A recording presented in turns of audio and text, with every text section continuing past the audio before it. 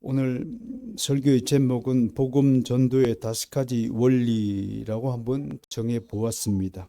오늘 본문 고린도전서 2장 1절에서 5절을 찬찬히 살펴보면 우리가 전도의 5가지 원리를 발견할 수 있기 때문에 이런 제목을 정하였습니다. 지난주에서 우리는 바울이 고린도 교회의 분쟁의 원인으로 뭘 꼽았냐면 교인들의 교만을 탁 집었습니다. 그러니까 교만한 사람들 옆에는 다른 사람이 붙어 있을 수가 없어요.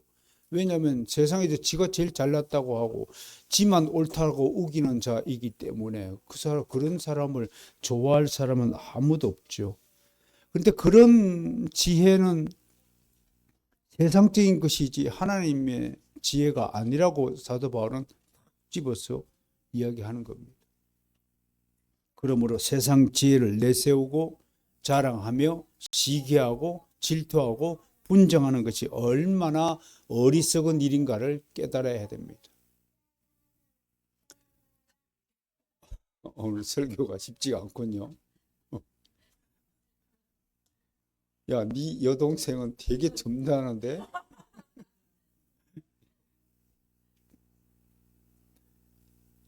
오늘은 한 걸음 더 나아가서 바울 스스로가 자신이 고린도 교회에 전한 복음은 세상 지혜의 근거를 둔 것이 아니라 누구 지혜?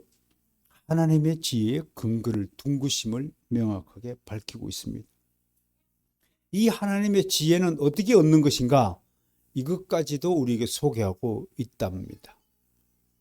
여러분의 지혜를 버리시고 오늘부터 당장 하나님의 지혜로 무장하는 정말 복 있는 자가 되기를 원합니다. 이 하나님의 지혜는 오직 성령을 통해서 깨달을 수 있고 얻을 수 있는 것임을 역설하고 있습니다. 아니 무슨 100m 달리기를 열심히 하면 얻는 것도 아니고 돈을 많이 벌면 얻는 것도 아니고 운동을 열심히 해서 건강해지면 얻는 것도 아닌 신기하게 하나님의 지혜는 성령을 통해서 얻는다. 이게 참 희한한 말이죠. 도대체가 믿지 않는 사람에게는 성령 그러면 눈에 뵈지도 않는 성령을 이야기하는 것을 참 얼토당치도 않는 이야기가 될 것이라고 상상이 일단 될 것입니다. 성령이 누군데 도대체 성령을 통해서 하나님의 지혜를 얻는다고 얘기할까? 일단은 그렇게 생각하고, 그런데 사도 바울이 갑자기 이 부분에서 왜 하나님의 지혜를 얻기 위해서는 성령을 따르라라고 이야기하느냐면 다분히 지금 고린도 교회가 몇 개의 파로 나눠졌나요? 4개의 파로 나눠졌어요.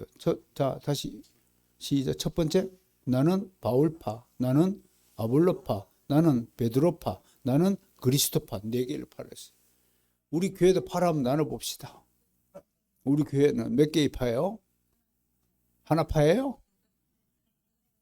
재단파, 봉영준파, 송년수파 뭐 이렇게 나눠지지 않을까?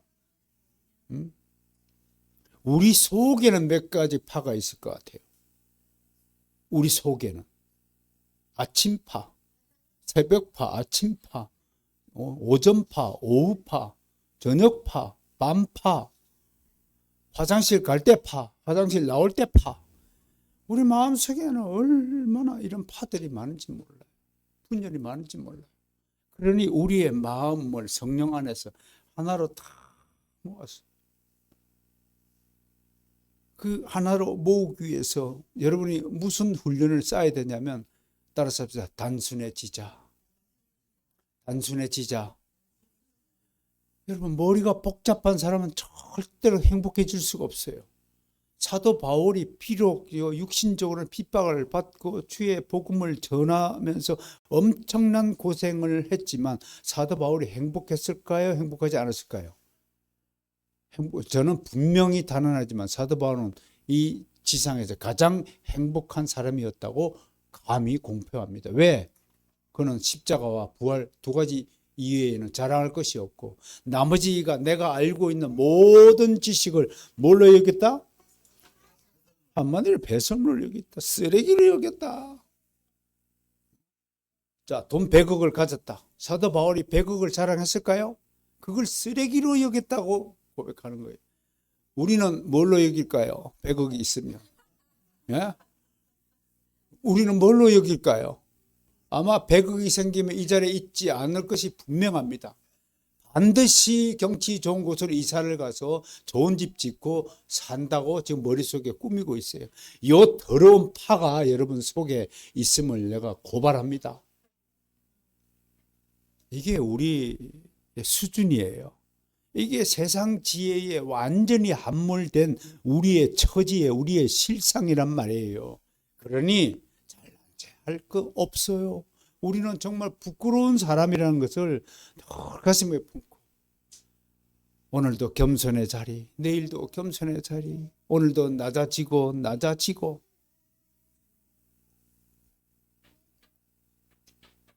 그런 겸손한 여러분이 되시길 축원합니다.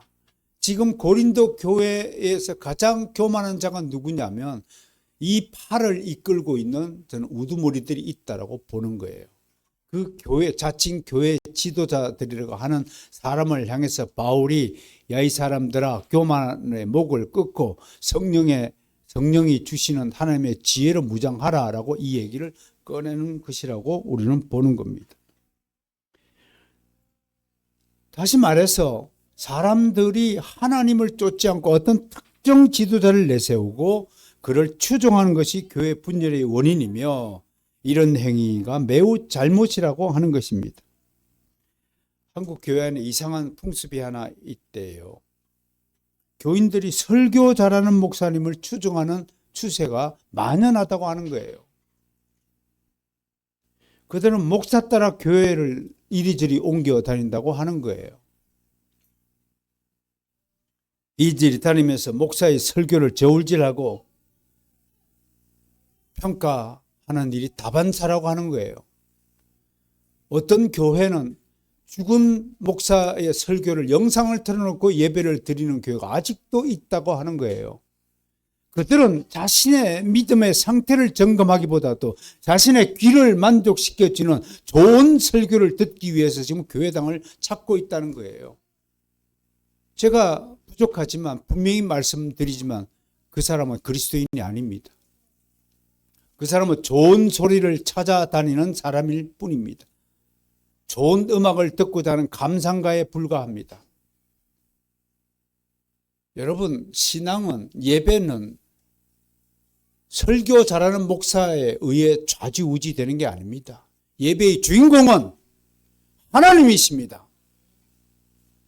하나님을 바라보기 위해서 하나님 앞에 나의 예배를 드리기 위해서 이 자리에 오는 것이지 좋은 설교 듣기 위해서 이 자리에 오는 것이 절대로 아니라는 것을 우리 교인들만큼은 가슴에 품어 절대 잃어버리지 않아야 될 것입니다. 제 설교가 인기가 있나요?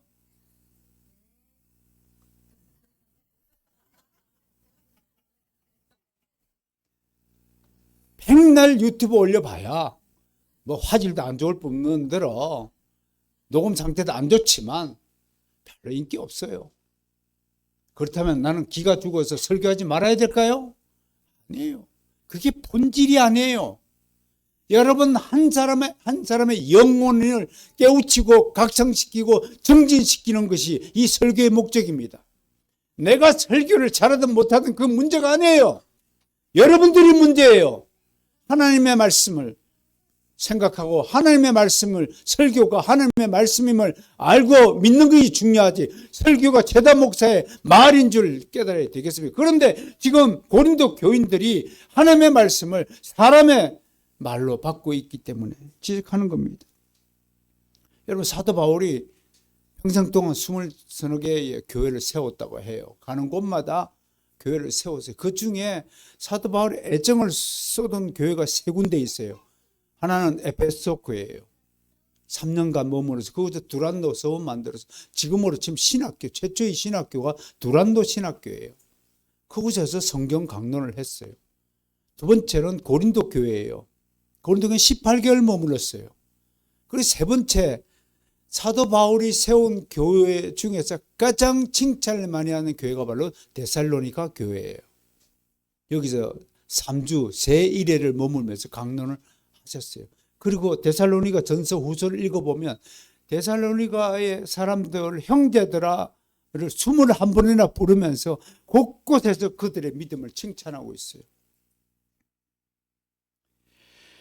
대표적으로 데살로니가 전서 2장 13절 말씀을 여러분에게 봉독해 올립니다. 이러므로 우리가 하나님께 끝없이 감사함은 너희가 우리에게 들은 바 하나님의 말씀을 받을 때에 사람의 말로 받지 아니하고 하나님의 말씀으로 받음이니 진실로 그러하도다. 이 말씀이 너희 믿는 자 가운데서 역사하시느니라.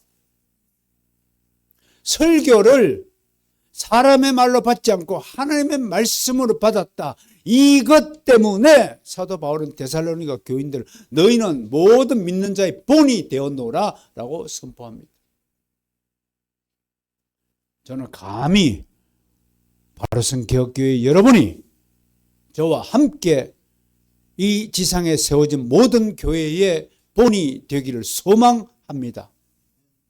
아니 될 줄로 믿지만 소망한다 이겁니다. 여러분들의 말씀 사랑과 기도 훈련과 여러분들의 봉사와 교회를 향한 충성에 비하면 턱없이 불가능한 일인 줄 믿습니다. 그래서 소망하는 겁니다. 여러분들 입에 붙었어요. 힘들다. 아이고 육신대로 일주일 내내 일했는데 또 뭐 토요일날 주일날 교회와 봉사하라는 등등 해갖고 아이고 힘들어. 난 쉬어야 돼. 나를 보살펴야 돼. 나를 아껴줘야 돼. 나에게 보상을 해줘야 돼. 등등 세상의 소리, 세상의 지혜예요. 완전히 짓눌러 있는 여러분들을 있지만 소망은 해보겠다 이겁니다. 소망하는데 꿈을 꾸는데 뭐 힘이 드는 것도 아니고 돈이 드는 것도 아니라서 절대로 불가능한 사람인 줄 알고 있지만 소망을 해본다 이겁니다.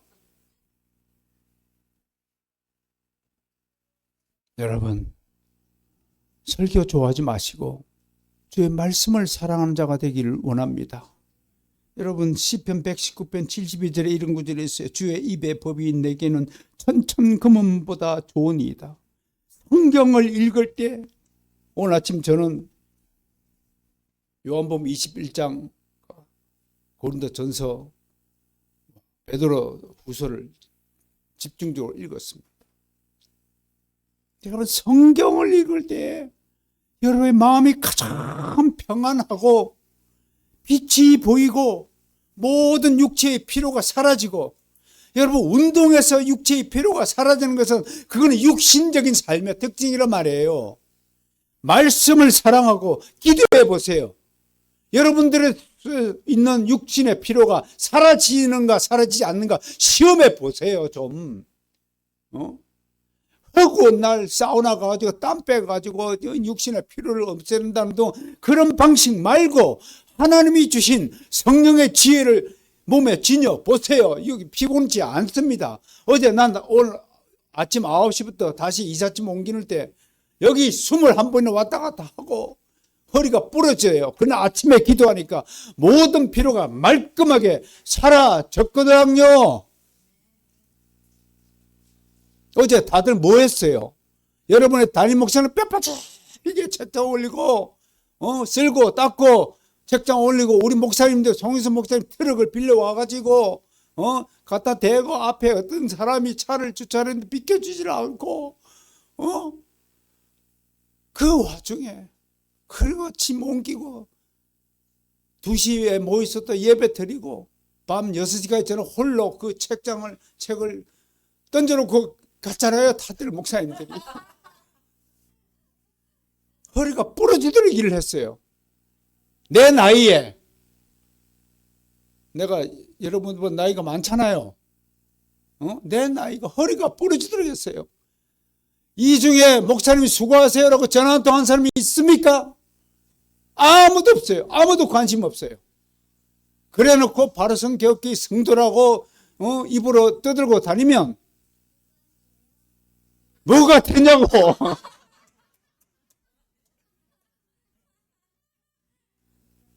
여러분, 사랑이 별겁니까? 사랑은 힘든 짐을 나누는 것이 사랑이고, 내 없는 시간 쪼개어서 시간을 보태주는 것이 사랑이고, 꼭 돈만 보태는 것이 사랑이 아니잖아요. 마음을 같이 하고 뜻을 같이 하고 같이 오면 송 목사님 수고하셨습니다. 여러분, 교회 주일날도 올 때마다 교회가 깨끗하게 정비되어 짐이 지어져 있으면 벌써 눈치를 채야 되잖아요. 야, 이건 누가 이렇게 했을까? 다가와서 송 목사님, 송송 목사님 수고하셨다고 인사하는 것이 사랑 아닌가요? 작은 보살핌 아닌가요? 작은 배려 아닌가요? 충성 아닌가요? 그 따뜻함이 아닌가요? 그게 인정 아니에요?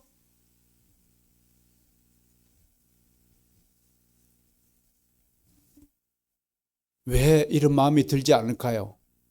다른 데서 원인 찾지 마세요. 여러분이 하나님의 말씀을 사랑하지 않기 때문에 육신의 삶에 늘 머물러 있는 거예요. 육신의 삶을 쫓는 사람에게 인정머리가 없어요. 말세에 어떤 특징이 있어요? 사람들이 모두 무정하고 무자비해진다고 그랬어요. 부모를 배역하고 형제를 배신하고 민족과 민족이 전쟁을 하고 기근이 나고, 그 기근이 꼭 곡식이 떨어져서 기근이 아니에요. 가뭄이 떨어져 기근이 아니에요. 여러분의 영혼의 기근의 질병이 지금 피어나기 시작한다는 것입니다. 그것이 말세의 징조예요. 119편 92절에서 또 이렇게 얘기합니다. 주의 법이 나의 즐거움이 되지 않았다면 내가 내 고난 중에 멸망하였으리라. 주의 법이 우리의 즐거움이 되기를 소망합니다. 하나님의 말씀이 우리의 삶의 희망이 되고 우리의 삶의 회복이 되고 치유제가 될 수 있음을 믿으시길 바랍니다. 그래서 성경을 읽으세요. 좀 주구장창 아침 저녁 점심때 지하철 안에서도 시간 날 때 틈 날 때마다 하나님의 말씀에 집중하세요. 제가 이래봬도 여러분 앞에 이걸 강조할 수 있는 것은 여러분보다 말씀을 더 사랑하고 성경을 많이 읽고 많이 연구했기 때문에 그 결과로 내가 이렇게 복을 누리고 있음을 당당하게 선포할 수 있는 것입니다. 이제 말씀을 지닌 자는 하나의 의무가 주어집니다. 그것은 내가 받은 말씀을 이웃에게 전해야 된다는 것입니다. 이것을 우리는 복음 전도라고 하는 것입니다. 혹자는 내 한 몸 지탱하기도 힘든데 무슨 다른 사람을 살린다고 하는 육신의 생각에 쩔어 있던 사람도 있을 것 같아요. 그러나 하나님의 능력은 이런 육신적인 생각, 육신적인 차원을 뛰어넘는다는 것을 유념하시고, 오늘은 바울이 주의 복음을 전하는 일에서 가장 중요한 것이 무엇인가를 배워가시기를 바랍니다. 데살로니가 후서 2장 5절에 7절의 말씀을 소개하겠습니다. 이는 우리 복음이 너희에게 말로만 이른 것이 아니라 또한 능력과 성령과 큰 확신으로 된 것임이라. 우리는 너희 가운데서 너희를 위하여 어떤 사람이 된 것은 너희가 아는 바와 같으니라. 또 너희는 많은 환난 가운데서도 성령의 기쁨으로 말씀을 받아 우리와 주를 본받은 자가 되었으니, 그러므로 너희가 마게도니아와 아가야에 있는 모든 믿는 자의 볼이 되었느니라. 오늘 이 구절에서 복음 전도는 오직 성령의 역사이자 능력이라고 증언하고 있습니다. 나의 지혜에 의존하지 않고 오직 성령을 의지하고 그 능력을 힘입을 때 복음 전도가 가능하다고 설파하고 있습니다. 그런데 우리는 복음을 전하는 것에 대해서 두려움을 갖고 있습니다. 내가 뭔데 복음을 전할 수 있을까? 마태복음 10장 19절 20절에서 주님은 그런 염려하는 자에 대해서 이렇게 말씀합니다. 너희를 넘겨줄 때에 어떻게 또 무엇을 말할까? 염려하지 말라. 그때에 너희에게 할 말을 주시리니 말하는 이는 너희가 아니라 너희 속에서 말씀하신 이 곧 너희 아버지의 성령이라. 여기서도 성령께서 할 말을 주신다고 성경은 증언하고 있네. 그러면서 네가 뭔 말을 할까 생각하지 말고 염려하지 말라라고 지금 가르치고 있네. 이 놀라운 비결이 여기에 담겨 있네. 오늘 바울은 고린도 교회를 향해서 이 점을 강조합니다. 우리는 언제나 성령 안에서 말을 하고 성령과 함께 복음을 실어 나가는 훈련을 쌓아야 합니다. 그러므로 성령의 사람은 입을 열기 전에 늘 먼저 무슨 습관을 가져야 돼요. 그 습관이 뭐냐면 입을 열기 전에 항상 속으로 기도하는 훈련을 쌓아야 됩니다. 성령님, 제가 이분에게 복음을 전할 테인데 적절한 말을 지혜를 주옵소서. 그렇게 기도하고 복음을 전하라고 이게 몸에 습관처럼 배어 있어야 복음 전도자가 된다는 것을 말하고 있습니다. 잠깐이라도 새로운 사람을 만나면 속으로 성령님 고맙습니다. 또 이분을 만나게 한 것이 성령님의 뜻이 있는 줄 믿습니다. 이런 신앙 고백을 늘 하는 습관을 몸에 지내야 진짜 복음을 전도하는 자가 된다는 것을 말씀하고 있는 겁니다. 사실 우리가 말이나 일에 얼마나 실수가 많습니까? 잘못 말해서 다른 일을 오해하게 만들기도 합니다. 제 아내와 제 딸은 여성들의 그 언어법을 제가 제 아내와 딸을 통해서 많이 배우고 있습니다. 우리 아내와 딸은 육가 원칙에 입각하냐 말을 합니다. 갑자기 어떤 문장을 툭 떼어내가지고 내가 뭔 말인지 이해를 못합니다. 우리는 목적어가 없습니다. 누가 얘기했는지 말도 안 합니다. 그런데 두 사람은 착착착 알아들어요. 또 정말 여자들은 정말 신기한 백성이다. 분명히 문장은 국어 시간에 주어, 동사, 목적어로 구성한다고 배웠는데 왜 주어 없이도 말을 하고 목적 없이도 말을 할 수 있는지 참 신기합니다. 본의 아니게 어떻든 상대를 또 무시하게 하는 말을 뱉어내서 화를 돋구게 합니다. 부부간에 얼마나 별거 아닌 것 가지고 싸움질을 하고 있습니까? 안시연이는 오늘 아침에 안 싸웠는지 궁금합니다. 얼마나 우리가 말에 실수가 많습니까? 하지 말아야 할 말을 기어이 쏟아내서 모든 관계를 끊어버리는 우를 범하기도 합니다. 조금만 화를 참으면 되었을 텐데 그냥 폭발해가지고 영원히 원수가 되는 사이가 있습니다. 참으로 로마서 8장 7절에서 말씀하신 것처럼 육신의 생각은 하나님의 원수가 된다라는 것을 기억하고 살아야 됩니다. 그러므로 말이나 행동을 하기 전에 항상 성령에 따라 생각하고 행동하는 훈련을 가져야 합니다. 그 성령을 따라 행동하고 말하기 위해서 우리는 기도하는 훈련을, 개인 훈련을 철저하게 쌓아야 됩니다. 우리에게 기도할 수 있는 능력이 이미 주어졌습니다. 이제 모든 그리스도인은 좋은 복음자가 되어야 한다는 것을 말씀드리고 싶습니다. 우리 교회도 좋은 복음 전도자가 행해지는 교회가 되기를 소망합니다. 좋은 교회는 좋은 전도자를 생산합니다. 좋은 전도자는 아까도 말씀드렸다시피 하나님의 말씀을 사랑하고 말씀을 전하는 사람입니다. 무엇보다 가장 좋은 전도자의 교회는 말씀과 함께 좋은 믿음을 보유하고 성령의 역사가 끊임없이 샘솟는 교회가 될 것이라고 생각을 합니다. 그렇다면 좋은 전도는 무엇일까요? 오늘 사도 바울은 본문을 통해서 5가지 원리를 우리에게 소개합니다. 첫째, 복음 전도는 1절 보세요. 1절 시작. 형제들아, 내가 너에게 나아가 하나님의 증거를 전할 때 말과 지혜 아름다운 것으로 아니하였나니. 첫 번째, 하나님의 증거를 전하는 일이다. 보통 증거는 헬라어는 미스테리온, 신비, 비밀 이런 단어가 쓰여지는데 여기는 순교자가 목숨 걸고 행하는 말이라고 해서 바로 마르티리온. 마르티리온은 순교자거든요. 순교자, 목숨 걸고 순교할 각오를 뱉어내는 증언을 하나님의 증거를 전하는 단어로 쓰여지고 있다는 것입니다. 그러므로 복음 전도는 장난하는 일이 아니죠. 해도 되고 툭 그냥 꺼내 들고 그냥 주머니에 쏙 집어 넣는 그런 우스꽝스러운 일이 아니고 정말로 한 사람의 영혼을 살리는 일은 내 목숨을 내놓고 행해야 되는 일이다. 그래서 마르티리오라는 단어를 사용하고 있다는 겁니다. 요즘에도 그런 일이 많이 있는지 모르지만 한국 교회 젊은 아이들, 청년들 선교한답시고 뭐 문화 선교라나 해가지고 선교 쇼핑하러 다니는 행위들이 있는데 그건 선교도 아니고 복음 전도도 아닙니다. 그렇게 가벼운 마음으로 타지에 가가지고 놀러 다니면서 희한한 흑인들 구경하고 우리보다 못 사는 아이들 불쌍히 여기는 마음 동정심을 가지고 돌아오는 것이 선교가 아니라는 말씀 하는 겁니다. 제발 그렇게 사기 선교 여행 좀 안 다녔으면 좋겠어요. 오늘 뭐라고 그랬어요? 복음 전도는 선교는 마르티리온 목숨을 걸고 행하는 일이다. 그게 성경이 명백하게 증언하고 있는 겁니다.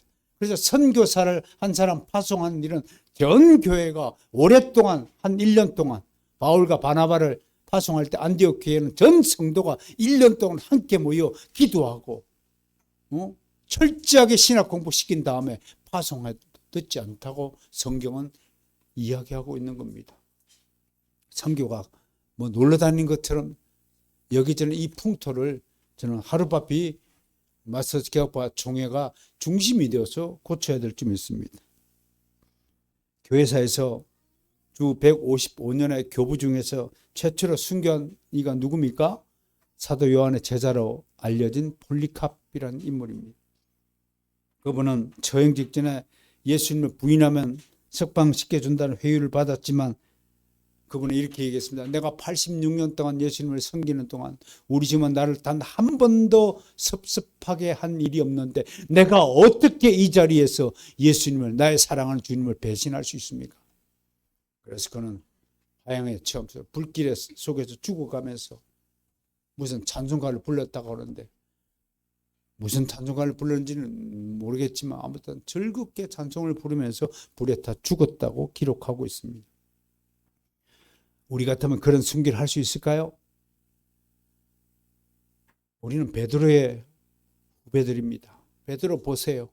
어떻게 했나요? 겟세마네 동산에서 땀방울이 핏방울이 되도록 주께서 기도하시고 십자가에 못 박히기 전에 몇 시간 전에 제자들에게 다시 한번 자신의 죽음을 예고하신 거예요. 베드로가 다운한 음성으로 뭐라고 그랬어요? 내가 주를 위하여 목숨을 버리겠나이다.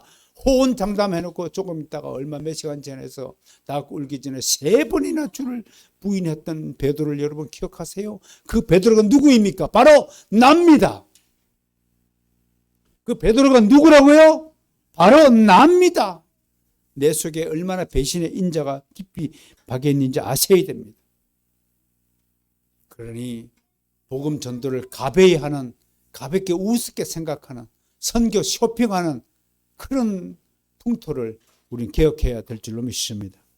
두 번째, 오늘 사도 바울은 또 1절에서 복음을 전할 때 사람의 논리적인 말이나 아름다운 문장을 중시하지 않았다라고 증언하고 있습니다.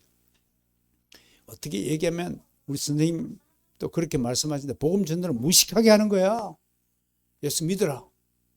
여러분 빌립을 보고 뭐라고 그랬어요? 빌립이 와서 보라. 딱 2단어 썼어요. 영어로. 따라서 합시다. Come and see. Come and see. 딱 2단어 썼습니다. 왜 그럴까요? 당시에 빌립은 사람의 지혜보다도 하나님의 능력을 믿었기 때문에 와서 보라.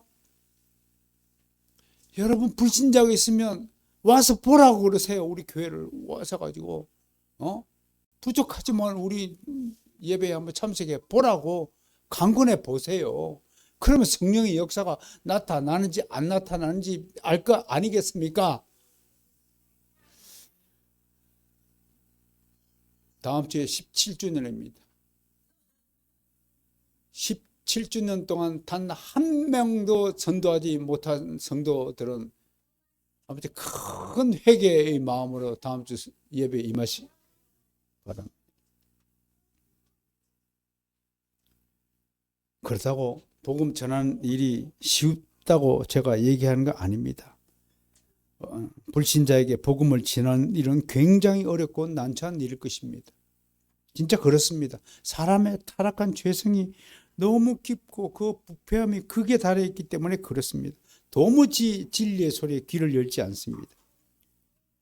그래서 일반 보편 복음주의 교회에서 택하는 방식이 뭐예요? 일단은 사람 속에 들어가가지고 그들을 꼬셔가지고 교회를 일단 데리고 와. 나머지는 우리 교회 목사가 알아서 할게.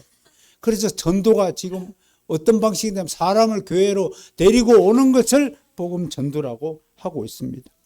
그러나 오늘 사도 바울은 이같이 일반적이고 보편적인 방식을 단호히 거부합니다. 그런 방식은 사람의 마음을 일시적으로 한두 차례 움직일 수 있어도 근본적인 변화를 위해서는 조금도 영향을 끼치지 못한다고 못 박습니다. 바울 사도는 한 사람의 영혼을 변화시키기 위해서 반드시 하나님의 말씀에 의해서만 가능하다고 선포합니다. 여기서 우리는 중요한 교훈을 받습니다. 복음 전도자는 자신이 먼저 말씀의 일꾼이 되어야 한다는 것입니다. 자기 안에 말씀을 저장하지 않은 사람이 복음을 전하고 한 사람의 불신자의 상태를 영혼을 바꾸어 놓겠다고 하는 것은 마치 어린아이가 댐의 방백을 손으로 두드려 무너뜨릴 수 있다고 여기는 것과 같습니다. 불신자의 이념과 사상은 그보다도 훨씬 강하고 두꺼운 성벽임을 알아야 합니다. 사람이 얼마나 무서운 괴물인지 여러분 아시죠? 한 사람 안에 수많은 괴물이 살고 있다는 것을 여러분 깨달아야 됩니다. 우리의 종교개혁가들은 1000년 동안 로마 가톨릭 교회에 사로잡혀 어둠 속에 거하던 주님의 교회의 회방을 위해 제일 먼저 꺼내던 무기가 바로 하나님의 말씀인 성경이었습니다. 로마 가톨릭 교회가 1000년 동안에 이 성경을 자기들 손에 감추어 놓고 사랑하는 주의 백성들에게 열어주지 않았던 것입니다. 자기들만 읽고 자기들만 보유한 것이 로마 가톨릭 교회의 성경이었습니다. 바로 이 성경을 모든 주의 백성들의 손에 쥐어주기 위해서 우리의 종교개혁가는 피 흘리고 순교했던 것입니다. 이 정도 얘기했으면 여러분 우리 손에 쥐어진 이 성경이 얼마나 귀한 선물인가를 알 수 있잖아요. 언제나 성경을 손에서 놓지 않기를 노력해야 됩니다. 성경이 하나님의 말씀이요, 성경이 우리 영혼을 살리는 양식이요, 성경이 모든 문제를 해답하는 해답이요, 모든 아픔을 치유하는 치료약이요, 모든 불화와 분쟁과 전쟁을 종죄시키는 기적의 능력이 됨을 믿으시길 바랍니다. 세 번째, 오늘 복음주의 전도 윤리는 하나님의 증거의 핵심을 전해야 된다.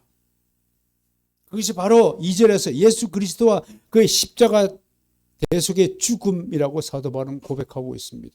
뭘 전해야 된다고요? 예수 그리스도 십자가의 죽음, 그 대속의 은혜. 훗날 여기에다 부활 하나를 추가해서 사도 바울은 복음을 전하지만 언제 어디를 가나 사도 바울은 예수 그리스도의 십자가를 역설하고 그 십자가의 도가 복음의 핵심이라는 사실을 강조하고 반복하고 설파했던 것을 우리는 알 수 있습니다. 일부에서 자유주의 신학자들 중에서 바울이 이렇게 자신의 복음의 핵심을 단순화시킨 것은 바울이 무식했기 때문이다. 헬라인들에 비해 학문이 뒤처지기 때문에 간단하게 말했다. 그런가요? 바울을 보세요.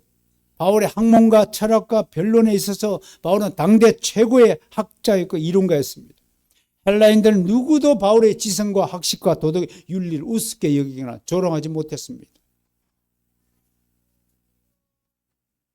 그러면 두 가지 핵심만을 들고 나온 것은 혹여 잡다한 세상의 이론들로 하여금 십자가의 도가 흐려질까 두려웠기 때문에 그렇습니다. 훗날 빌립보 교인들을 향해서 바울은 이렇게 고백했습니다. 성경 한번 뒤져봅시다. 이걸 같이 읽어봅시다. 빌립보서 3장 7절에서 9절 말씀입니다.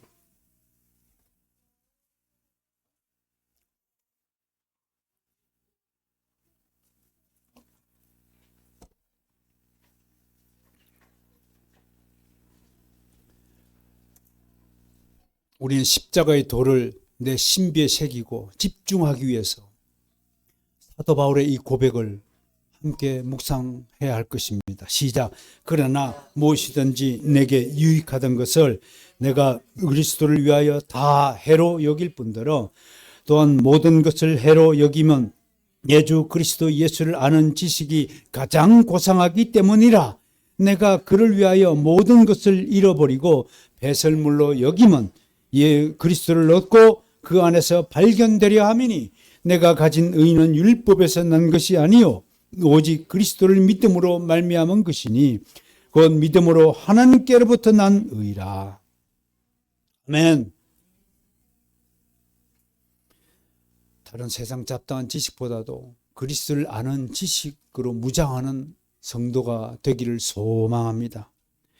네 번째는 3절을 보면 사도 바울 또한 우리처럼 약하고 두려운 사람이었음을 알게 됩니다. 그러나 그래서 복음 전도자에게 필요한 것이 뭐냐면 바로 담대합니다 라고 소개하는 것입니다. 찰스 하치는 이런 바울의 심정을 두고 매우 긴장했다고 해설했지만 저는 그렇게 보이지 않습니다. 육신적으로도 바울은 매우 연약한 사람이었으면 틀림이 없습니다. 그래서 자신의 편지들에서 자신의 육신적인 연약함, 나약함을 이렇게 기록하고 있습니다. 고린도서 10장 10절입니다. 그들의 말이 그의 편지들은 무게가 있고 힘이 있으나 그가 몸으로 대할 때는 약하고 그 말도 시원하지 않다 하니 그 바울 자신에 대한 사람들의 평가를 바울 스스로 이렇게 고백하고 있는 겁니다. 몸도 약하고 말주변도 별로 없었나 봅니다. 그러니 말도 못하고 여러분 헬라 철학가들 은설들이 얼마나 웅변가처럼 잘잘잘잘잘 했겠습니까? 여러분 요새 그 전원길 씨가 왜 인기가 있습니까? 그분의 말이 뭐 기름질처럼 잘해서 인기가 있습니까? 아닙니다. 아주 투박합니다. 나는 그리스도인입니다. 아주 진솔한 고백 때문에 그게 울림이 있는 겁니다. 그래 말 기술에 현혹당하지 말고요. 그 전하는 메시지의 핵심과 본질이 무엇인가를 파악하고 그것을 신비에 새기는 그런 하나님의 지혜가 여러분에게 새기기를 원합니다. 고린도서 12장 7절에 이렇게 고백하네요. 여러 계시를 받은 것이 지극히 크므로 너무 자만하지 않게 하시려고 내 육체의 가시, 안질, 간질 이렇게 우리가 추정하는데 내 육체의 가시를 주셨는데 그게 사탄의 가시, 사탄의 사자라고 표현하고 있는 겁니다. 그만큼 육신적으로는 연약한 사람이었습니다. 갈라디아서 4장 13절에 이렇게 기록하고 있습니다. 내가 처음에 육체의 약함으로 말미암아 너에게 복음을 전한 것은 너희가 아는 바라. 그러니까 그 몸 가지고 사도 바울이 1차, 2차, 3차 선교 여행을 다닌 것은 정말로 사람의 힘이 아니라 성령의 힘과 능력에 기인한 것임을 우리는 알게 되는 것입니다. 고린도라는 도시가 또 어떻습니까? 이 만만한 도시가 아니었어요. 온갖 우상 숭배의 중심지였고 모든 쾌락과 타락의 도시였습니다. 여기 도시 사람들은 먹고 살만했습니다. 그래서 교만하기 짝이 없습니다. 아유 나에게 부족한 점이 없도다. 대한민국에도 곳곳에 별장을 지었고 떵떵거리며 살아가는 수많은 부자들이 지금 뭐라고 그러냐면 나에게 부족함이 없도다. 양지 바른 곳에 햇볕을 쬐으면서 인생아 정말로 풍요롭고 복되도다 라고 떠들고 있지만 그들의 종착역은 어디인가를 우리는 분명히 알고 있습니다. 마지막 5번째 전도의 원리는 기도의 능력이 되겠습니다. 기도하지 않는 사람이 복음을 전한다는 것은 어불성설이죠. 기도할 때 성령의 능력이 임합니다. 기도할 때 하나님의 뜻을 깨닫습니다. 기도할 때 육신의 것이 죽고 하나님의 일들이 나타나기 시작합니다. 기도하지 않으면서 하나님 나 불편합니다. 하나님 신앙하는 것이 정말 힘들대요 하고 입으로 백날 떠들어 봐야 그는 다름쥐 쳇바퀴 도는 인생을 살 뿐일 것입니다. 무엇보다도 말씀 충만한 사람은 당연히 기도하게 돼 있어요. 성경 읽어보세요. 당연히 무릎 꿇고 기도의 소리가 입에서 자연스럽게 튀어납니다. 저도 오늘 아침에 자연스럽게 번째 기도문이 터져 나왔습니다.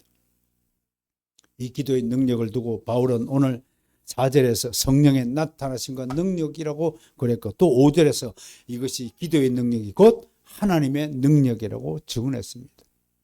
그러니까 딱 한마디로 난 여러분에게 분명히 선언합니다.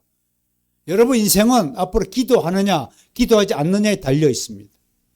기도한다면 여러분들 절대로 멸망하지 않을 것이고, 기도하지 않는다면 여러분의 삶은 계속 공고해질 수밖에 없습니다.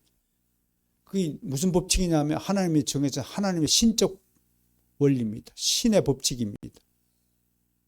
간단합니다. 그러니 이 좋은 기도를 멀리하는 어리석은 인생을 살지 않기를 원합니다.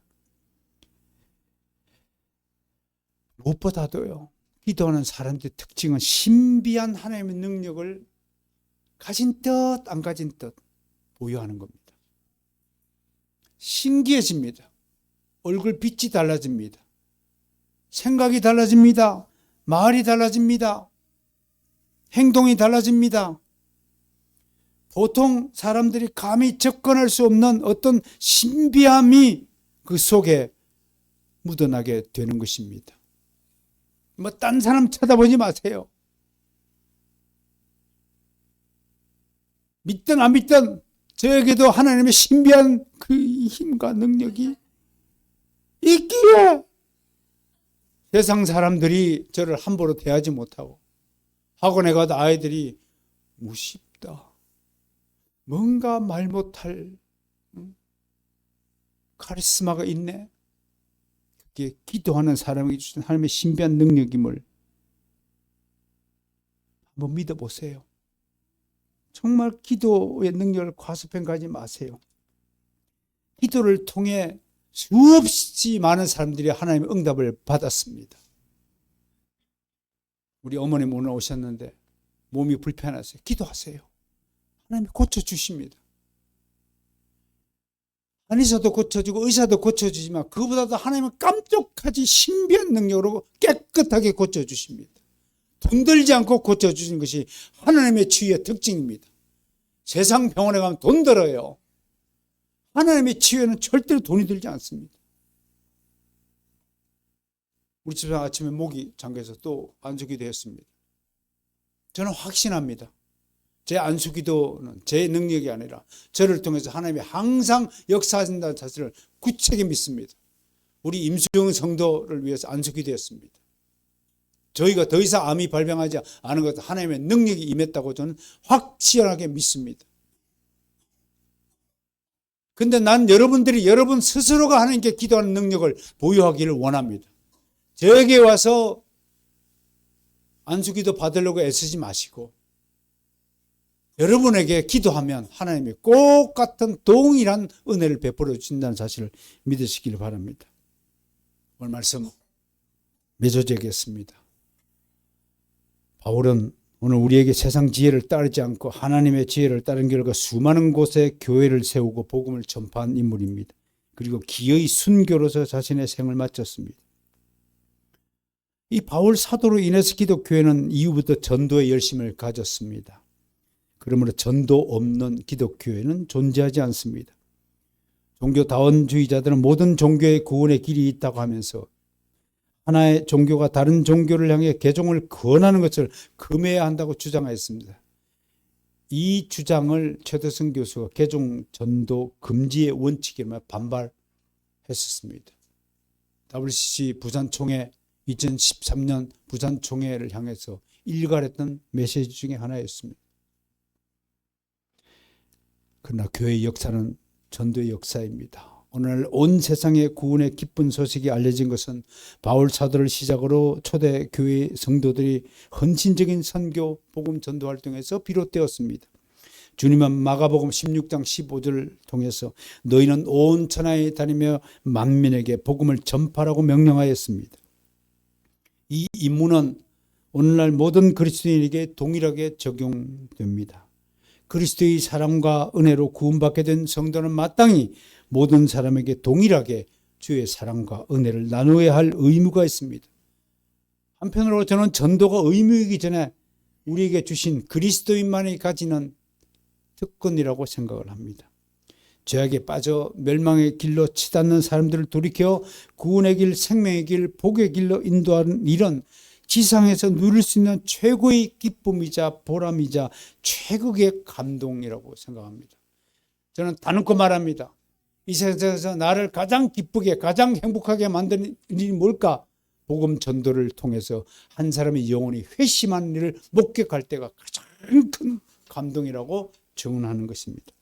그런 감동을 느끼는 한 주간이 되시기를 주님의 이름으로 축원합니다.